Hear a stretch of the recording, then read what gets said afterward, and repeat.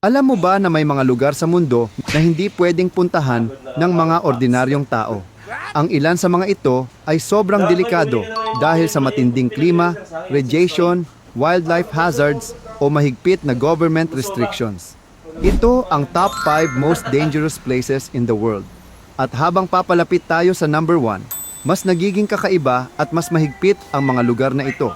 Sa number 5, Death Valley, United States.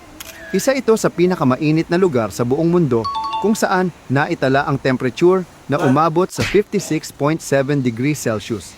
Dahil sa extreme heat, mabilis ma-dehydrate ang tao at maaaring magdulot ng heat stroke o organ failure kung hindi agad makakakuha ng tubig at lilim. Hindi ito fully closed sa public, pero heavily advised ang strict safety protocols at may mga bahagi na restricted tuwing extreme weather conditions. Pero kung akala mo init lang ang pinakamalaking panganib, mas matindi pa ang susunod. Number 4. Danakil Depression, Ethiopia. Isa ito sa mga pinaka-hostile environments sa planeta.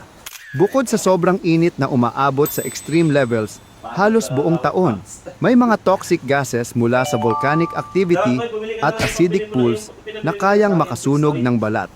Para kang nasa ibang planeta kapag narating mo ito.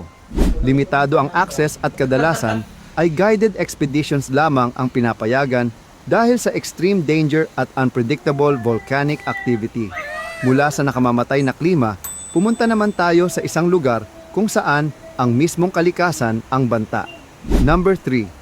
Snake Island, Brazil. Tahanan ito ng libu-libong golden lancehead vipers, isa sa mga pinaka-venomous snakes sa mundo.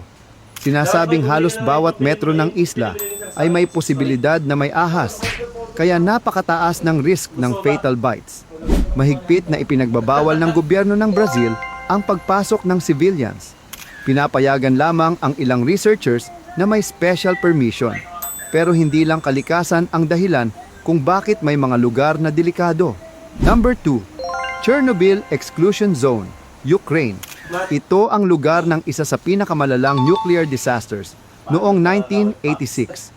Hanggang ngayon, may mga bahagi pa rin ng lugar na may mataas na radiation levels na maaaring magdulot ng cancer at long-term health risks.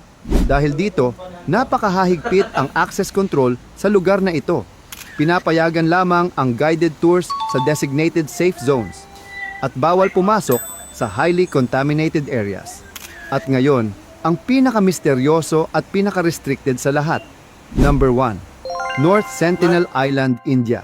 Dito nakatira ang Sentinelese, isang tribo na nananatiling isolated sa modernong sibilisasyon sa loob ng libu-libong taon. Sila ay kilala sa matinding pagtanggi sa anumang kontak mula sa labas ng mundo. Kaya mahigpit na ipinagbabawal ng gobyerno ng India ang paglapit sa isla sa radius na humigit kumulang 5 kilometro upang protektahan ang tribo at maiwasan ang pagkalat ng sakit na maaaring makasira sa kanila. Kahit aircraft o boats, bawal lumapit. At ito na nga ang top 5 most dangerous places in the world. Ikaw kaaha, susubukan mo bang pumunta sa lugar na ito?